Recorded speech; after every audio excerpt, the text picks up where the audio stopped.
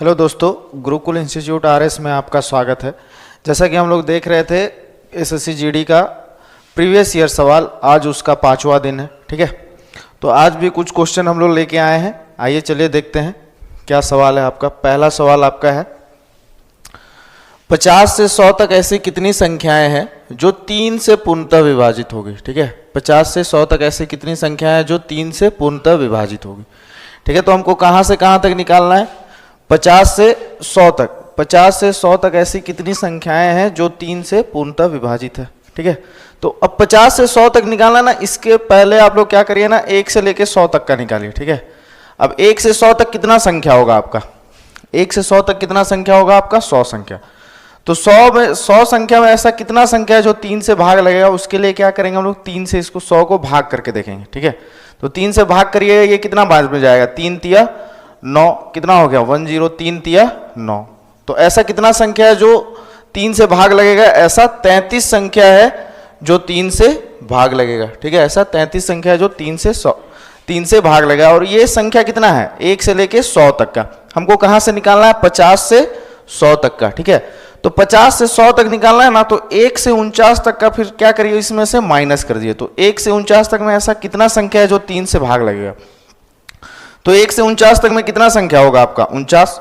इसको 3 से भाग करिए, कितना हो जाएगा? 3 एका 3, 3 छक 18। ठीक है, तो ऐसा कितना संख्या है जो 3 से भाग लगेगा? 1 से 49 तक में ऐसा 16 संख्या है जो 3 से भाग लगेगा। तो इसको क्या करेंगे, इसमें से माइनस कर देंगे। तो क्या आ जाएगा आपका? 50 से 100 तक का संख्या आ जाएगा जो 3 से भाग लगेगा। ठीक है, तो माइनस कर दीजिए, कितना आ जाएगा आपका? 17।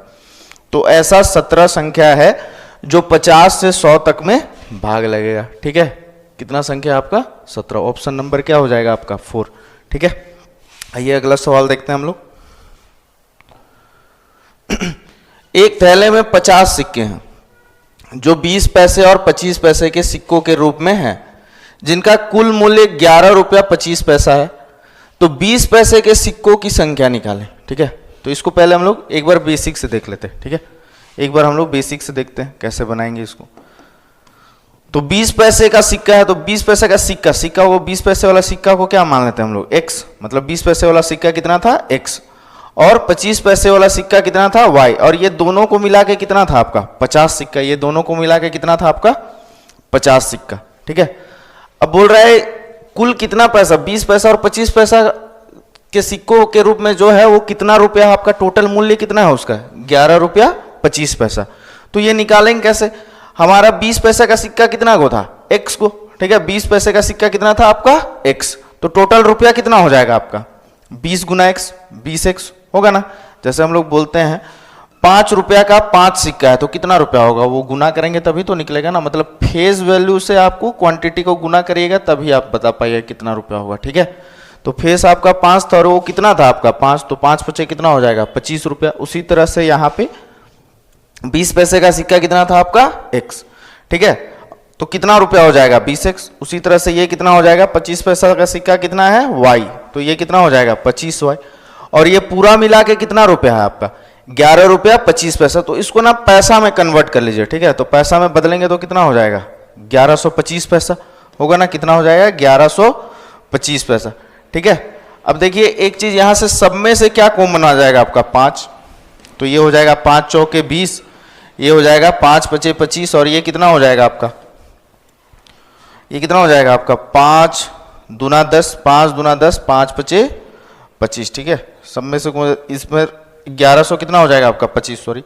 ठीक है, ये 5 उधर जाके डिवाइड होगा, कितना आ जाएगा? 4x प्लस 5y बराबर 5 से काटिएगा 5 दूना 10, 5 दूना 10, 5 पचे 25। ये कितना हो जाएगा आपका? 225। ठीक है, अब एक बात बताइए, हमको किसका निकालना है? हमको निकालना है 20 पैसे वाला। ठीक है, हमको किसका निकालना है? 20 पैसे वाला। ठीक है, तो 20 पैसे वाला निकालना है ना, तो y वाला को हमको हटाना पड़ेगा। ठीक है, 20 पैसा किसका है आपका? x वाला, x को माने थे ना हम लोग, तो y वाला वैल्यू आपको हटाना पड़ेगा। तो y वाला को मान लीजिए क्या हो जाएगा आपको? जैसे हम लोग इक्वेशन बनाते हैं तो यहाँ 5y, इसको हटाने के लिए क्या करना पड़ेगा? यहाँ भी 5 लाना पड़ेगा। तो ये 5 से गुना कर दीजिए इसमें। ठीक है, तो ये कितना हो जाएगा? 5x प्लस 5y बराबर कितना हो जाएगा? 5 पचे 25, 250। और इधर कितना हो जाएगा? 4x प्लस 5y बराबर कितना हो जाएगा? 225 माइनस कर दीजिए, कितना आ जाएगा 5y से 5y कट जाएगा आपका, तो 5x में से 4x जाएगा, कितना बचेगा आपका x बराबर इधर कितना बचेगा आपका 25। तो कितना संख्या था आपका 25 संख्या, ठीक है। x बराबर कितना आ गया आपका 25, ठीक है। तो 20 पैसे वाला सिक्कों का संख्या कितना था आपका 25 था, ठीक है। कितना था 25। इसका एक शॉर्ट मेथड भी है, देखिए कैसे बनाएंगे इसको।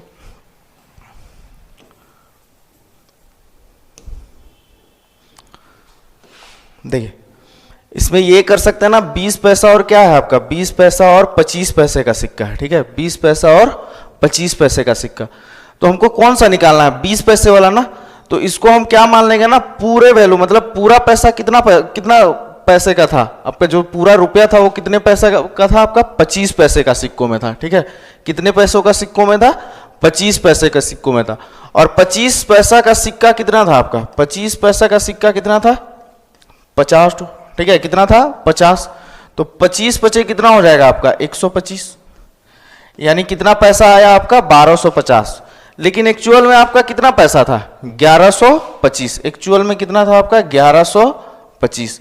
कितना एक्स्ट्रा आया इसमें, कितना एक्स्ट्रा आया 125 पैसा एक्स्ट्रा आया इसमें, ठीक है। 125 पैसा क्या आया है एक्स्ट्रा। ये 125 पैसा एक्स्ट्रा क्यों आया है, क्योंकि हम 20 पैसे वाला सिक्का को भी क्या मान लिए थे 25 पैसे का सिक्का, ठीक है। 20 पैसे का सिक्का को भी क्या मान लिए थे 25 पैसे का सिक्का। तो कितना एक्स्ट्रा माने थे 5 पैसा एक्स्ट्रा माने थे ना, कितना एक्स्ट्रा माने थे 5 एक्स्ट्रा माने थे, ठीक है। 5 एक्स्ट्रा माने थे, इसीलिए कितना एक्स्ट्रा हो गया आपका 125 एक्स्ट्रा हो गया, ठीक है। 5 एक्स्ट्रा माने थे, इसीलिए कितना एक्स्ट्रा हो गया 125। तो संख्या कितना हो जाएगा आपका, अब कुछ संख्या बना होगा तब तो ये एक्स्ट्रा है ना, तो क्या करेंगे इसको 125 को 5 से डिवाइड कर दीजिए, कितना आ जाएगा 5 दूना 10, 5 पचे 25। तो कितना एक्स्ट्रा, कितना संख्या था आपका 20 पैसे वाला 25। क्लियर है। आइए अगला सवाल देखते हैं। अगला सवाल है आपका, 2 बर्तन ए और बी में दूध और पानी की मात्रा का अनुपात 4:3 और 2:1 है, ठीक है। ए और बी दो तरह का बर्तन है जिसमें दूध और पानी का अनुपात कितना है 4:3 और 2:1, ठीक है। आगे क्या बोला है, दोनों बर्तन में से बराबर मात्रा में मिश्रण को निकाल कर, ठीक है। दोनों बर्तन में से बराबर मात्रा में से, दोनों बर्तन में से बराबर मात्रा में से मिश्रण को निकाल कर इन्हें आपस में मिला दिया जाता है। तो नए मिश्रण में दूध और पानी का मात्रा का अनुपात क्या होगा ये आपको बताना है, ठीक है। कैसे बनाएंगे, देखिए मान लीजिए पहला बर्तन ए और दूसरा बर्तन क्या है बी। तो पहला बर्तन में दूध और पानी का मात्रा कितना है, दूध और पानी का मात्रा कितना है 4:3, ठीक है। उसी तरह से अगला बर्तन जो है बी बर्तन है, उसमें दूध और पानी का मात्रा कितना है आपका 2:1, ठीक है। अब इसमें सवाल में क्या बोला है, दोनों बर्तन में से बराबर मात्रा में से, ठीक है, बराबर मात्रा में से निकालना। तो क्या इसमें रेशियो जो दिया हुआ है वो बराबर है, यहाँ है रेशियो, देखिए जोड़ने पे कितना आ रहा है 4 3 7, यहाँ कितना आ रहा है 3, ठीक है।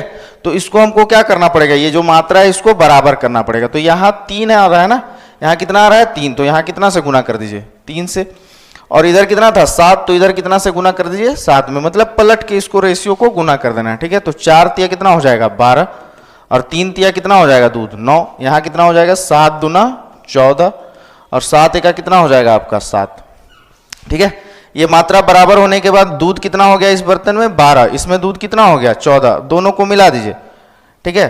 तो मिल्क और वाटर कितना हो जाएगा नए बर्तन में 12 और 14 16, और इधर 9 और 7 कितना, सॉरी 12 और 14 कितना हो जाएगा आपका 26, ठीक है। और इधर कितना हो जाएगा 9 7 16।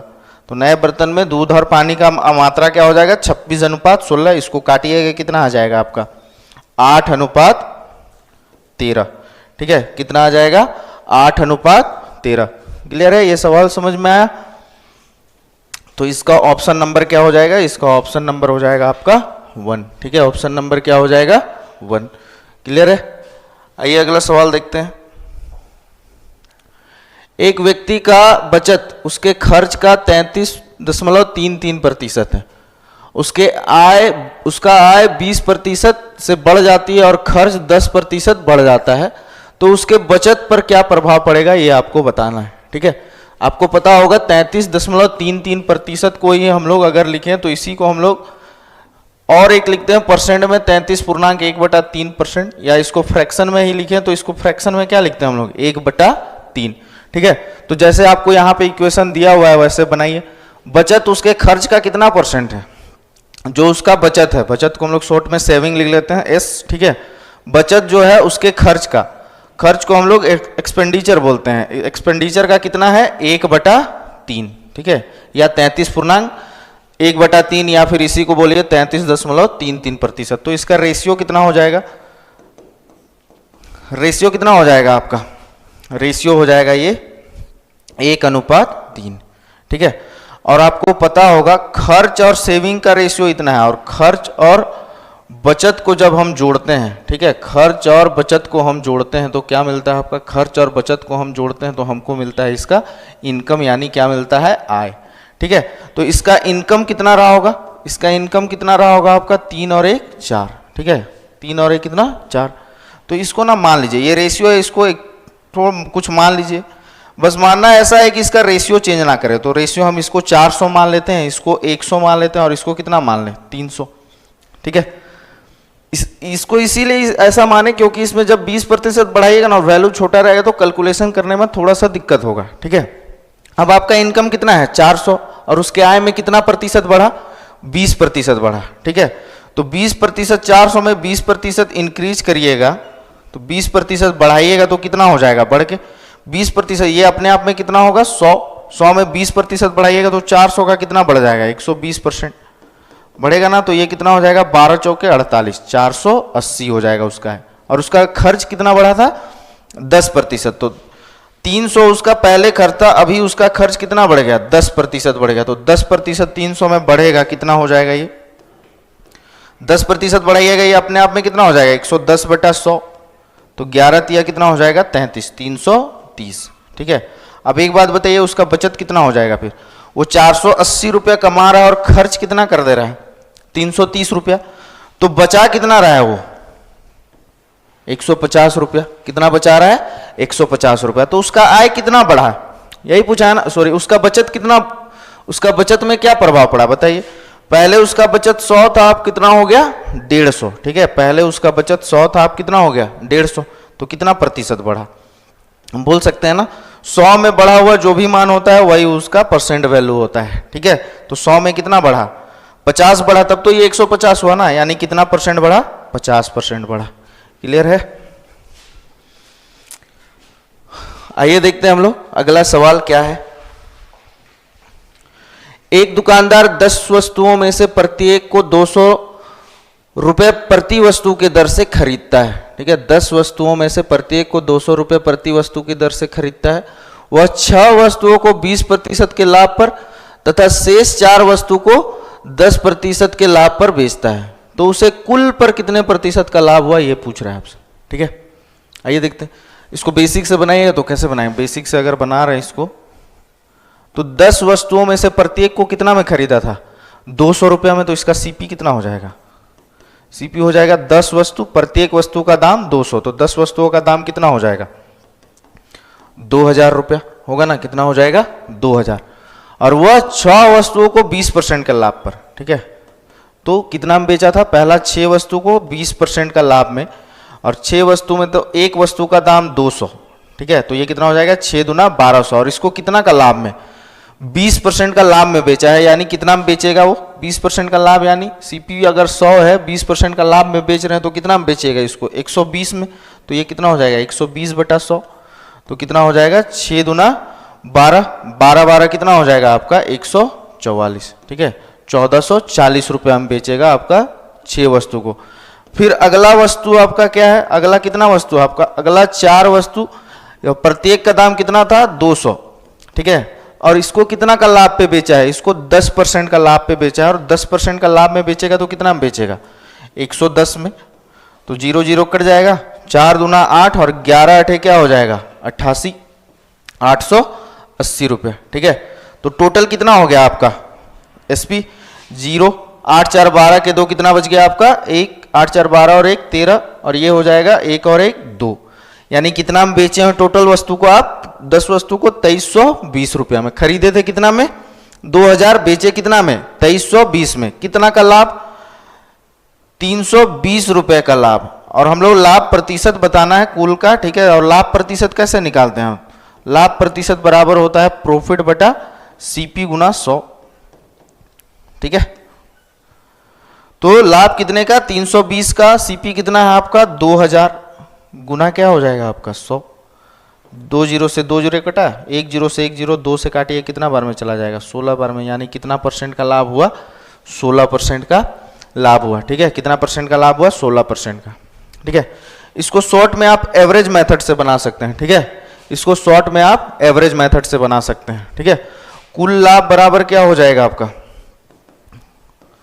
कुल लाभ बराबर होगा 6 वस्तु, प्रत्येक वस्तु को कितना परसेंट लाभ में 20% लाभ में, तो कितना हो जाएगा 6 गुना 20, ठीक है। प्लस क्या हो जाएगा अगला 4 वस्तु को कितना परसेंट का लाभ में, अगला 4 वस्तु को हम लोग कितना परसेंट का लाभ में बेचे 10% का लाभ में।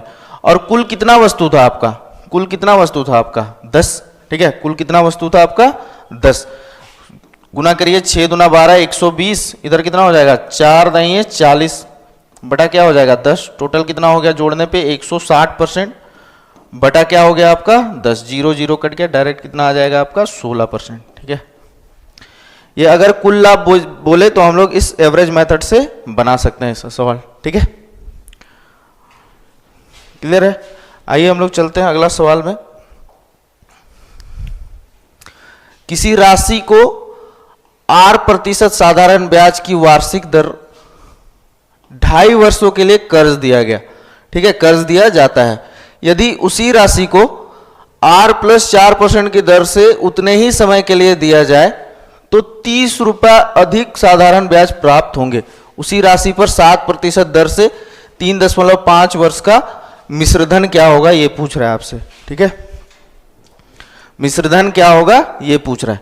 आइए देखते हैं एक बार यहां पे ध्यान से देखिए सवाल आप लोग। अगर रेट आपका 8% है और 2.5 साल में अगर आप दे रहे हैं कर्ज और उसी राशि पर R + 4%, यानी रेट कितना बढ़ रहा है, पहले R% रेट था, अब कितना हो गया R + 4% रेट हो गया, ठीक है। कितना हो गया R + 4% रेट, तो रेट बढ़ा कितना, रेट बढ़ा कितना आपका 4%, ठीक है। रेट बढ़ा कितना 4%, पहले R था अब R + 4 हो गया, ठीक है। तो रेट बढ़ा कितना 4%, रेट बढ़ने के कारण ही ना आपका साधारण ब्याज कितना बढ़ रहा है, ये 4% बढ़ने के कारण ही आपका साधारण ब्याज कितना बढ़ रहा है 30 रुपया अधिक हो रहा है, ठीक है। कितना अधिक हो रहा है 30 रुपया अधिक हो रहा है। तो हम लोग निकालते हैं कैसे हो जाएगा, कितना हो जाएगा इसका ब्याज।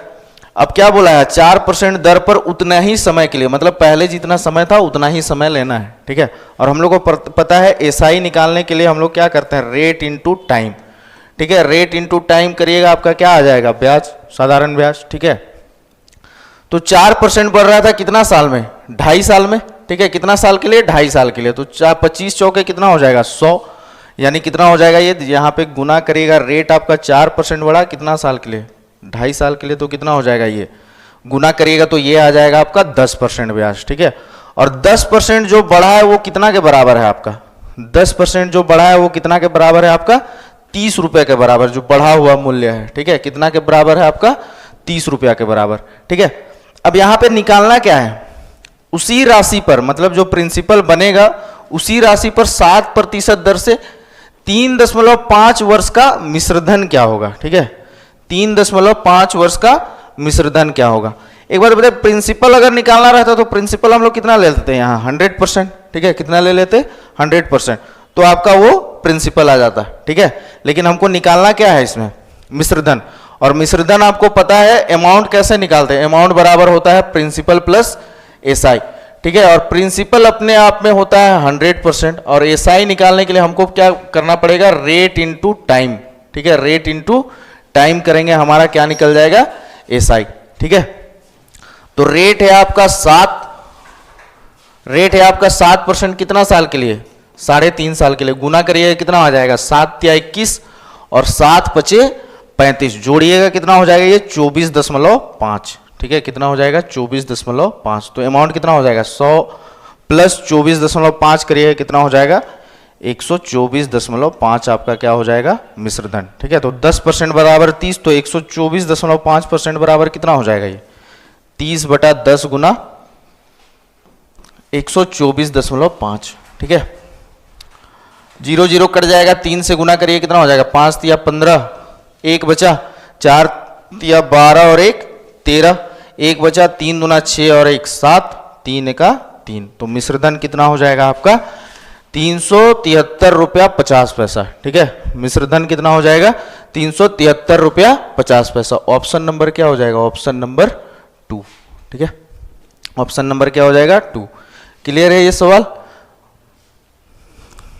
अगला सवाल देखिए क्या है, आइए देखते हैं अगला सवाल। ठीक है, आपका क्या दिया हुआ है, एक व्यक्ति 285 किलोमीटर की दूरी 6 घंटे में तय करता है। वह कुछ दूरी बस से 40 किलोमीटर प्रति घंटा की चाल से तय करता है तथा शेष दूरी वह रेलगाड़ी से 55 किलोमीटर प्रति घंटा की चाल से तय करता है। तो रेलगाड़ी द्वारा तय की गई दूरी बताना है कितना होगा। ठीक है, आपका डिस्टेंस कितना दिया हुआ है, इसमें डिस्टेंस दिया हुआ है आपका 285 किलोमीटर। ठीक है, कितना दिया हुआ है, 285 किलोमीटर। ठीक है, कितना दिया हुआ है, 285। इसमें से कुछ दूरी वो किससे तय करता है, कितना किलोमीटर प्रति घंटा का, 40 किलोमीटर प्रति घंटा का चाल से तय करता है। ठीक है, और शेष दूरी वह 55 किलोमीटर प्रति घंटा का स्पीड से तय करता है। ठीक है, और इसमें टोटल समय कितना लगता है, ये टोटल समय आपको कितना लगता है, इसमें 6 घंटा टाइम, इसको ट्रेवल करने में कितना लगता है आपका, 6 घंटा। तो इसमें पूछ रहा है कि वो जो रेलगाड़ी से तय किया, ठीक है, तो वो जो रेलगाड़ी से तय किया, इसको बस से तय किया था। ठीक है, किससे तय किया, बस से, और इसको किससे किया था, ट्रेन से। ठीक है, तो जो ट्रेन से तय किया हुआ दूरी है वो बताना है आपको कितना होगा। ठीक है, ये जो डिस्टेंस है वो बताना है कितना होगा। ठीक है, तो इसको हम लोग बनाएंगे अभी कुछ देर। दूसरा क्वेश्चन जो हम लोग जिस कंसेप्ट से बनाए थे उसी से बनेगा ये सवाल। ठीक है, देखिए हमको क्या करना है ना, इसमें क्या करना है, अगर हमको ट्रेन वाला निकालना है तो इसमें थोड़ा उल्टा करना पड़ता है, ये 40 वाला वैल्यू मान के चलना पड़ेगा। ठीक है, और मान लीजिए बस वाला पूछता तो हमको इसको ट्रेन वाला वैल्यू मान के चलना पड़ता है। मतलब क्या बोलना चाह रहे हैं कि अगर हमको ट्रेन वाला डिस्टेंस निकालना है तो हमको कुल जो स्पीड है वो कितना मान के चलना पड़ेगा। मतलब पूरा दूरी हम कैसे कितना का स्पीड से तय किए हैं, 40 किलोमीटर प्रति घंटा का स्पीड से तय किए हैं। ठीक है, मान लीजिए कि कुल दूरी हम कैसे तय किए, 40 किलोमीटर प्रति घंटा का स्पीड। मान लीजिए बस वाला मान लेते हैं कितना का स्पीड से तय किए थे, 40 किलोमीटर प्रति घंटा का स्पीड से, कितना घंटा में, 6 घंटा में। तो 6 घंटा में अगर हम चलेंगे तो आपको पता है कि अगर हम डिस्टेंस निकाल रहे हैं तो स्पीड इनटू टाइम आपका क्या कहलाता है, डिस्टेंस। ठीक है, स्पीड कितना था आपका 40, और कितना समय लगा था आपको, 6 घंटा। तो कितना हो जाएगा, 6 चौके 24, कितना आ जाएगा आपका 240 किलोमीटर। ठीक है, लेकिन टोटल डिस्टेंस था कितना, टोटल डिस्टेंस था आपका 285 किलोमीटर। ठीक है, टोटल डिस्टेंस कितना था, 285 किलोमीटर। कितना कम हो गया, ये कितना कम हो गया, 285 था लेकिन हमारे हिसाब से कितना आया, 240। कितना कम हुआ, कितना कम हो गया, ये 45 किलोमीटर। ये 45 किलोमीटर क्यों कम हुआ, ये 45 किलोमीटर क्यों कम हुआ, क्योंकि हम टोटल जो माने हैं वो कितना मान लिए हैं, 40, लेकिन ये जो दूरी ट्रेन से जो तय किया था वो कितना था, 55 था ना, कितना था, 55 था। यानी हम कितना कम माने हैं, 40 माने ना, कितना कम माने हैं, 15 कम माने हैं। ये 15 के बराबर, ये 15 जो एक्स्ट्रा आ रहा है वो कितना कितना, ये 15 जो कम लेस हुआ, ये लेस क्यों हुआ, क्योंकि हम इसको टोटल को कितना मान लिए थे, स्पीड 40 किलोमीटर। ठीक है, इसीलिए यहां भी आपका डिस्टेंस भी कितना कम आया है, 45। ठीक है, तो ये 15 बराबर कितना आ गया आपका, 45 किलोमीटर। ठीक है, कितना आ गया, 15 बराबर कितना आ गया आपका, 45 किलोमीटर। ठीक है, 15 बराबर कितना आ गया, 45 किलोमीटर। तो हमको निकालना कितना का था, हमको ट्रेन का निकालना था ना, ये 15 बराबर कितना आया, 45 किलोमीटर। तो हमको किसका निकालना है, ट्रेन का। तो 55 किलोमीटर का स्पीड से चलेगा तो वो कितना लाएगा, कितना किलोमीटर चलेगा, तो ये हो जाएगा 45/15 गुना क्या हो जाएगा आपका, 55। ठीक है, तो 15 तिया 45 गुना कर दिया, 5 तिया 15 के 5, कितना बच गया आपका, 1, 5 तिया 15 और 1 16। मतलब ये जो चलेगा ट्रेन से वो कितना किलोमीटर चलेगा, 165 किलोमीटर। ठीक है, कितना किलोमीटर चलेगा, 165 किलोमीटर। ठीक है, मान लीजिए इसमें आपको बस पूछता, ठीक है, तो बस से कितना दूरी तय किया है। एक तो ये कर सकते हैं कि इसको उसमें से माइनस कर दीजिए, ठीक है। टोटल डिस्टेंस आपका 285, 165 हम ट्रेन का निकालें, माइनस कर देंगे तो बस का निकल जाएगा। लेकिन डायरेक्ट आपको पूछ देता सवाल में, यहाँ रेलगाड़ी द्वारा पूछा है ना, मान लीजिए पूछ देता बस द्वारा तय किया गया दूरी कितना है, ठीक है। मान लीजिए बस वाला पूछता तो हमको यहाँ पे मानना पड़ता टोटल दूरी जो हम लोग तय किए हैं कितना किलोमीटर का स्पीड से, 55 किलोमीटर का स्पीड से तय किए हैं, ठीक है। यहाँ पे कितना मानना पड़ता, 55, ठीक है, ट्रेन वाला मानना पड़ता। तो 55 किलोमीटर का स्पीड से चलते 6 घंटा में तो कितना किलोमीटर चल देते, तो 6 पचे 30, ठीक है, 0 3 बचता, 6 पचे 30, 30 और 3 कितना हो जाता आपका, 30 और 3 कितना हो जाता आपका 33, ठीक है। यानी कितना किलोमीटर हो जाता है आपका 330 किलोमीटर। लेकिन हम लोग को चलना कितना था 285, ठीक है, चलना कितना था 285। कितना एक्स्ट्रा आ गया इसमें, कितना एक्स्ट्रा आ गया आपका 45 किलोमीटर। 45 किलोमीटर क्या आया है एक्स्ट्रा, क्यों एक्स्ट्रा आ गया, क्योंकि टोटल डिस्टेंस को हम लोग कितना मान लिए हैं 55 किलोमीटर, लेकिन आपका बस से कितना तय किए थे 40 किलोमीटर प्रति घंटा तय किया था ना स्पीड, तो कितना एक्स्ट्रा हो गया आपका 15 एक्स्ट्रा। और ये 15 एक्स्ट्रा ही कितना के बराबर है आपका 45 के बराबर, ठीक है। ये 15 एक्स्ट्रा कितना के बराबर 45 के बराबर। तो बस का निकालना तो वो कैसे चला था आपका 40, तो 40 बराबर कितना हो जाता है ये 45 बटा 15 गुना 40, ठीक है। तो 15 तिया 45, 4 तिया कितना हो जाता 12, 120 किलोमीटर, ठीक है। तो इस तरह से हम लोग इसको सॉल्व कर सकते थे, ठीक है। ये शॉर्ट मेथड है, ठीक है, क्लियर है। आइए हम लोग अगला सवाल देखते हैं क्या है। अगला सवाल है आपका, एक समलंब चतुर्भुज के समांतर भुजाओं की लंबाई 18 सेंटीमीटर और 24 सेंटीमीटर है। यदि इसका क्षेत्रफल 210 वर्ग सेंटीमीटर हो तो इसके समांतर भुजाओं के मध्य की लंबवत दूरी निकाले क्या होगा, ठीक है। आप लोगों को पता होगा समलंब चतुर्भुज क्या होता है, ये आपका फिगर होता है आपका समलंब चतुर्भुज का, ठीक है। ये दोनों आमने सामने का भुजा आपका क्या होता है समांतर होता है, ठीक है। और ये समांतर भुजाओं का लंबाई कितना दिया हुआ है 18 सेंटीमीटर और 24 सेंटीमीटर, ठीक है। ये 18 दिया हुआ और ये क्या दिया हुआ 24।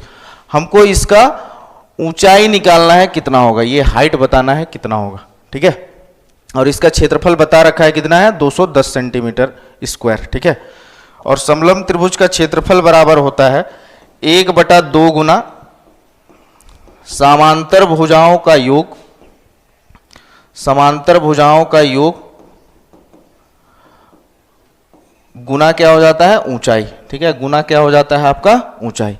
तो क्षेत्रफल बता दिया ना, क्षेत्रफल कितना है आपका 210, ये कितना हो जाएगा 1/2 गुना समांतर भुजाओं का योग, योग जोड़ दीजिए कितना हो जाएगा आपका 8 4 12 20 और 10 30, कितना हो जाएगा आपका 42 सेंटीमीटर गुना ऊंचाई हमको निकालना है। सॉल्व करिए कितना हो जाएगा, ये 2 से काटिएगा 21 और 21 दाइए 210, हाइट कितना हो जाएगा आपका 10 सेंटीमीटर, ठीक है। हाइट कितना हो जाएगा 10 सेंटीमीटर, क्लियर है। तो इसका ऑप्शन हो जाएगा ऑप्शन नंबर 3, ठीक है। ऑप्शन नंबर क्या हो जाएगा 3, ठीक है। अगला और लास्ट सवाल है ये अगला सवाल देखिए, एक बेलन का वक्र पृष्ठ क्षेत्रफल और संपूर्ण पृष्ठ क्षेत्रफल का अनुपात 1:3 है। यदि इसके वक्र पृष्ठ क्षेत्रफल 1386 सेंटीमीटर हो, 1300 सेंटीमीटर स्क्वायर होगा यहाँ पे, ठीक है। क्षेत्रफल हमेशा पावर 2 होता है, उसका स्क्वायर होता हो, तो इसकी ऊंचाई निकाले कितना होगा ये पूछा है, ठीक है। तो क्या बोला है, बेलन का वक्र पृष्ठ क्षेत्रफल और संपूर्ण पृष्ठ क्षेत्रफल का अनुपात दिया हुआ है 1:3। तो वक्र पृष्ठ क्षेत्रफल बेलन का कितना होता है 2πRh, ठीक है। वक्र पृष्ठ क्षेत्रफल कितना होता है 2πRh, और रेशियो दिया हुआ है तो रेशियो में इसको हम लोग कुछ इस तरह से लिख सकते हैं, रेशियो को ही हम लोग बटा में भी लिखते हैं, आपको पता होगा। और इसका संपूर्ण पृष्ठ क्षेत्रफल कितना होता है, इसका संपूर्ण पृष्ठ क्षेत्रफल होता है 2πr, ब्रैकेट में हो जाएगा आपका r+h, ठीक है। इसका रेशियो कितना दिया हुआ है 1:3, यानी इसको क्या लिख सकते हैं हम 1/3, ठीक है। अब एक चीज देखिए, यहां से क्या कट जाएगा आपका, ये 2πr से 2πr कट जाएगा, यानी h का वैल्यू कितना आ गया आपका 1, और r+h का वैल्यू कितना आ गया आपका 3। इसका मतलब r का वैल्यू कितना हो जाएगा आपका, रेशियो में बताइए। h का वैल्यू तो बता दिया ना, h का वैल्यू कितना है आपका 1, तो r का वैल्यू कितना हो जाएगा आपका 2, ठीक है। r का वैल्यू कितना हो जाएगा 2, तब तो दोनों मिला के 3 आया ना, तो r का वैल्यू हो जाएगा 2 और h का वैल्यू कितना हो जाएगा 1। तो ये रेशियो में इसको एक्चुअल बना लेंगे, क्या मान लीजिए आप x, ठीक है, क्या मान लीजिए x। अब एक बात बताइए, इसमें क्या दिया हुआ है, यदि इसके वक्र पृष्ठ क्षेत्रफल कितना दिया हुआ है 1386, तो वक्र पृष्ठ क्षेत्रफल कितना होता है आपका, वक्र पृष्ठ क्षेत्रफल होता है 2 पाई आर एच। तो 2 पाई आर एच बराबर कितना दिया हुआ है 1386, ठीक है। सॉल्व करिए कितना हो जाएगा 2 गुना 22/7, रेडियस हो जाएगा आपका 2x और ये हो जाएगा h का वैल्यू x बराबर कितना हो जाएगा 1386, ठीक है। काटिएगा, ये कितना बार में चला जाएगा 11 से काटिए, 11 दूना 22, 11 एका 11, कितना बच गया आपका 2, 11 दूना 22, 11 छक 66, ये 2 से कटेगा, 2 से काट लीजिए, 2 छक 12, 2 तिया 6। अब सॉल्व करिए कितना हो जाएगा, ये 2 दूना 4, ये बराबर के उधर जाएगा तो क्या हो जाएगा बटा में, और ये 7 बटा में है, बराबर के उधर जाएगा तो क्या हो जाएगा गुना, और ये x का गुना कर लीजिए, x स्क्वायर बराबर कितना हो जाएगा आपका, x स्क्वायर बराबर कितना हो जाएगा, x स्क्वायर बराबर हो जाएगा आपका 63 गुना 7 बटा क्या हो जाएगा आपका 4, और ये जब स्क्वायर को बराबर के उधर लेके जाएगा तो ये क्या हो जाएगा आपका रूट अंडर 63 गुना 7 बटा क्या हो जाएगा 4। अब एक बात बताइए, 63 में क्या क्या मिलेगा आपका, 7 9 63 होता है ना, तो ये 7 यहाँ 7, तो रूट में क्या होता है 2 वैल्यू के बदले 1 वैल्यू लिखते हैं, ठीक है। तो ये 7 रूट में निकल जाएगा, और ये 9 का रूट कितना हो जाएगा आपका 3, और ये 4 का रूट कितना हो जाएगा आपका 2, तो 7 या 21 बटा 2 कितना आ जाएगा आपका 10.5 सेंटीमीटर, ठीक है। तो इसका ऊंचाई कितना हो जाएगा 10.5 सेंटीमीटर। ऑप्शन नंबर क्या हो जाएगा, ऑप्शन नंबर 3, ठीक है। तो ये आज का इतना ही सवाल था, ये लास्ट सवाल था आपका, ठीक है। सबको समझ में आया होगा, आप लोग तैयारी करते रहिए, ठीक है। आज का इतना ही रखते हैं, कल फिर से कुछ नया सवाल लेके आएंगे। जय हिंद, जय भारत।